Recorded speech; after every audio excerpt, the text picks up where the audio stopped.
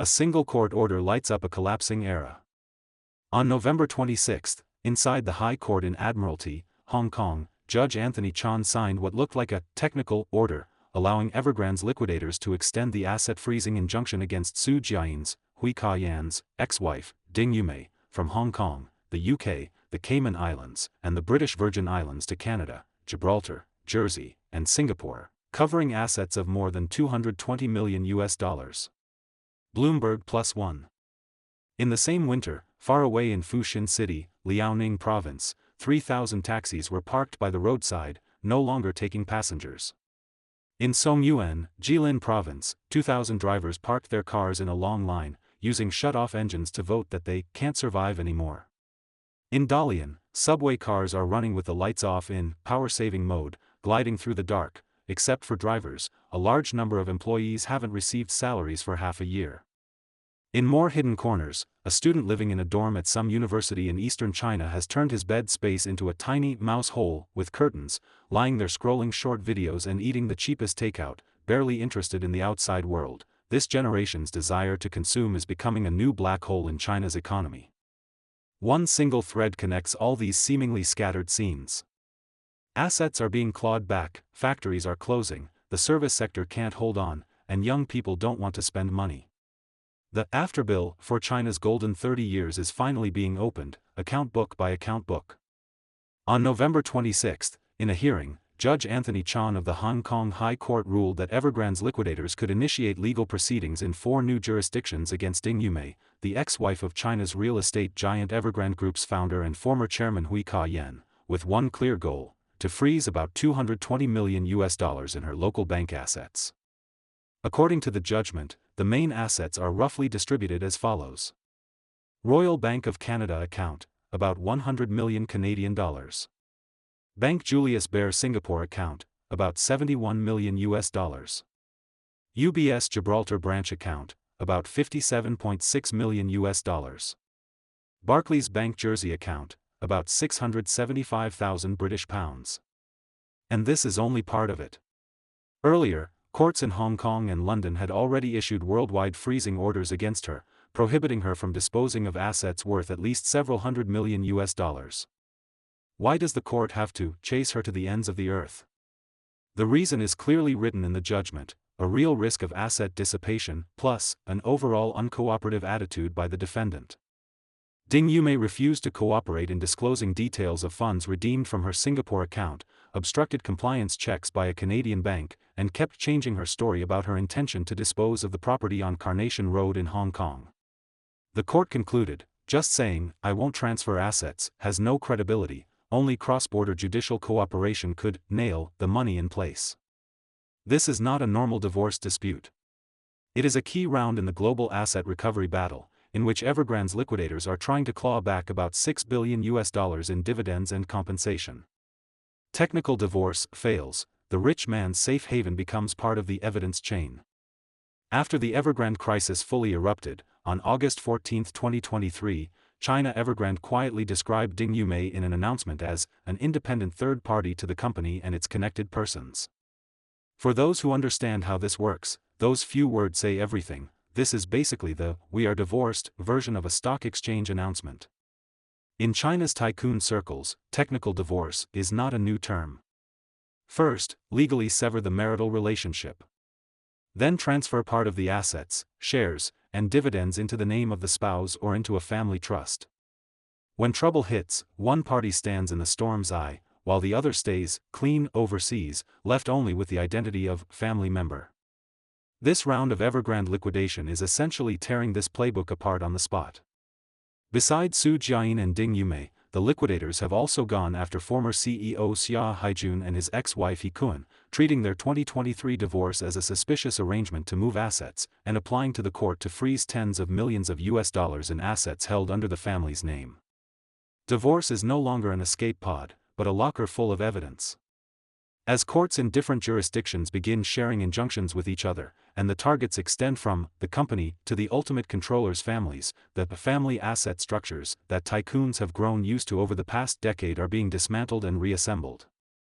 If Ding Yumei's $220 million is a receipt for this era's elites, then the scattered ghost projects and unfinished apartments across the country are the accounting ledgers for those at the bottom of this era.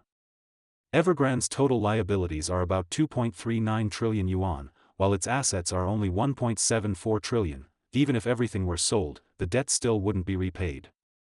On August 25, 2025, Evergrande was officially delisted from the Hong Kong Stock Exchange. A company that once had a market value of 400 billion Hong Kong dollars now crawls off stage with less than just over 2 billion Hong Kong dollars left. China Evergrande delisted with debt as high as 2.4 trillion, for groups of people may suffer: Hong Kong stocks, ghost projects, creditors, and investors in the Epoch Times analysis.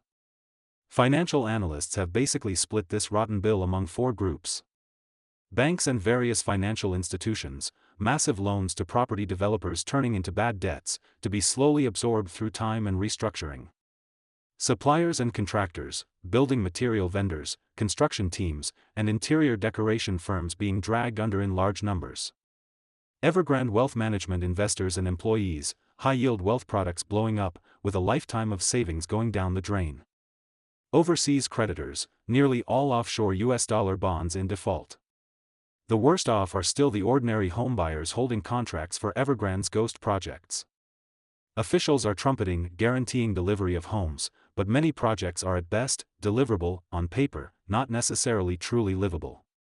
In some places, there's only a grand gate built at the entrance, and behind it is just open wasteland. Finishing construction is almost a fantasy. Back then, getting on the property ladder made you a winner. Now, it has turned into getting on the ladder makes you a debt-ridden loser. In the secondary market, some banks have even been auctioning off foreclosed properties at discounts, from 25% off, cut all the way down to 70% off. Some netizens have calculated that if you compare actual supply, demand conditions and prices from around 2004 to now, after this freefall in property prices, they may end up at only 10 to 20% of their peak. This is not a 1 or 2 year cyclical adjustment. It is the collapse of the entire real estate model. When the housing market caves in, the shockwave spread along the industrial chain. The first sector to be hit hard was the ones making toilets and bathtubs. In April 2025, Japanese bathroom giant Toto announced it was closing its factories in Beijing and Shanghai and cutting about 2,000 jobs, keeping only plants in Zhangzhou and Dalian and slashing production capacity by 40%. The reasons were spelled out bluntly. The slump in China's housing market has dragged bathroom product sales sharply down. Domestic brands are fiercely competing on price, margins can't be held, and profitability is collapsing. The second blow landed in the world of printers. On November 24, Canon, Zhongshan, Office Equipment Company, Limited posted a notice. It would stop production and prepare to shut down the plant. The reasons: global demand for laser printers is shrinking, and domestic brands are on the rise, creating huge operating pressure. This factory, which once produced over 100 million printers per year and held half the world's market, has gone from being the flagship of Zhongshan's manufacturing sector to becoming a footnote to the end of an era. Tens of thousands of assembly line workers are being forced to say goodbye to the Canon era. The third blow struck at the heart of the auto industry. News of mass layoffs at Beijing-Benz exploded on social media. According to a November 22 report by China Business Network citing foreign media, Mercedes-Benz is now carrying out the largest layoff plan in its history. So far, around 4,000 employees have accepted severance packages and left, with senior managers receiving up to 500,000 euros in compensation. An insider at Mercedes-Benz confirmed the layoffs to China Business Network and said that they were conducted on a voluntary basis. Starting in October, employees had been taking the generous packages and resigning. As early as March this year, there was talk that management would send a company-wide email in April encouraging voluntary resignations. The severance plan mainly targeted engineers, administrative staff, and those in IT. The program started in April, and relevant employees will have until March 2026 to apply. CEO Ola Kalinius has said he hopes this generous severance will encourage about 30,000 employees to voluntarily leave. Officially, the goal is to save around 5 billion euros a year by 2027 through outsourcing decisions, not filling vacancies, and paying out severance. But a popular rumor outside the company says, in addition to economic considerations, there's another reason for letting go of so many employees: foreign shareholders refuse to allow a Communist Party branch secretary to sit on the board. Whatever the details, the core conflict points to one thing. The corporate governance logic of foreign companies is becoming impossible to reconcile with the CCP's political logic of the party committee enters the enterprise and the party leads everything. For a German-listed company, the board of directors equals corporate control and involves global compliance, shareholder rights, trade secrets, and US and European regulation. Once a party secretary appointed by the government takes a seat on the board, the company is no longer answerable only to its shareholders. It could also be classified in the West as an entity controlled by a foreign government, triggering a series of regulatory chain reactions. For many multinationals, this isn't just a business risk anymore. It's an existential risk. The service sector can't hold on either, taxi strikes and subways running with the lights off. If factories close, where do people go? One answer is, they drive. But that's almost full too. On November 21, around 3,000 taxis in Fuxin, Liaoning, stopped operating at the same time. For a while, people from out of town almost couldn't get a cab. 3 days later, over 2,000 taxis in Songyuan, Jilin, followed with their own strike. The spark that lit the fire looks simple. Unlicensed and illegal ride-hailing cars are wildly grabbing passengers. Official regulators are not doing their job. Drivers' incomes have been squeezed down to barely survivable levels. Fuxin has only 1.6 million residents and a GDP of just over 60 billion yuan, but it has issued over 3,000 taxi licenses, roughly one taxi for every 500 people, a density close to that in first-tier cities. Many of these drivers are laid-off coal miners. Local governments once generously issued taxi licenses to boost tax revenue. Now the market is saturated, and any extra vehicles from ride-hailing apps are the last straw that breaks the camel's back. Why don't the drivers just switch careers? Because the car and license together cost tens of thousands. If they sell, they'll get almost nothing back. They're older and have only one skill, driving. They have elderly parents and kids at home, and the whole family depends on the daily cash flow from the car. What used to be seen as the last reservoir of China's job market, ride-hailing, is becoming a gladiator arena. Caixin stats show that 7.4% of ride-hailing drivers are fresh graduates, nearly 80% are career switchers after losing other jobs, and over 60% are their family's only source of income. But order volumes are falling. In September this year alone, the number of ride-hailing orders nationwide dropped by 230 million. Elsewhere, Dalian Subway has made headlines. Except for drivers, many staff in support roles haven't been paid for half a year. Several lines are running with the car lights shut off, station escalators are stopped, and only the most basic safety lighting is on. This kind of saving money reflects more than just fiscal exhaustion, it's the slow death of basic urban services. If taxi drivers are the last resort of the older generation in this economic downturn, then rat people are the younger generation's passive response to reality. The Wall Street Journal reports. The term rat people has been viewed billions of times on Chinese social media. It refers to young people who hide in cramped rooms, avoid socializing, and spend long hours in bed. Their common traits: staying up late and getting up late, fading ambitions, ultra-frugal consumption, and a preference for online over offline interaction. Young people who call themselves rat people are reshaping China's consumption landscape. One 20-year-old college student from Anhui is described this way. He gets up at 10 in the morning. Instead of going to the cafeteria, he orders the cheapest takeout. He spends most of his day lying in bed on his phone. The bed space curtained off for himself is called his mouse nest. For this generation, spending less isn't some virtue. It's self-preservation. Job market: youth unemployment is high, and unemployed upon graduation is becoming normal. Cost of living, education, rent, and home prices keep climbing, while income can't keep up. Future outlook: the old path, study hard, pass exams, get a good job, buy an apartment, looks more and more like a mirage. As a result, consumption patterns have been completely reshaped. No travel, no car, no fancy restaurants.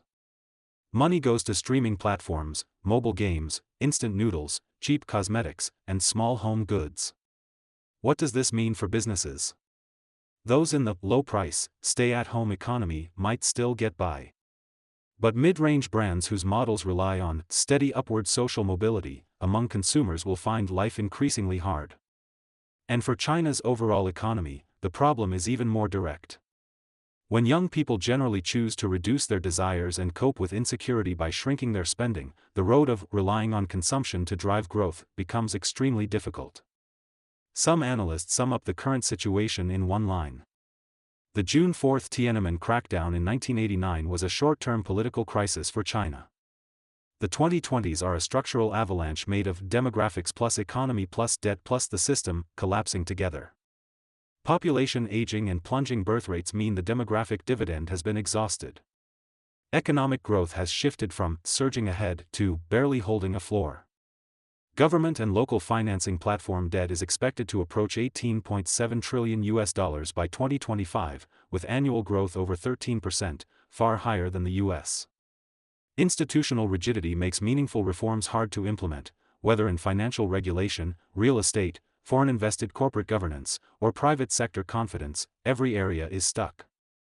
The injunction issued in a Hong Kong courtroom, the rows of taxis parked on streets in the northeast, the lights turned off in Dalian subway cars, and the glow of phone screens in young people's mouse nests are all telling the same story.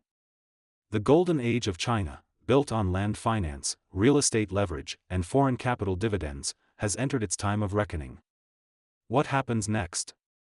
If the political system doesn't loosen and reforms stay as mere slogans, real estate will not become a get-rich-for-everyone machine again. Foreign investors will not treat China as a must-bet growth engine again. Young people will not easily pour their hard-earned money into a future they don't trust.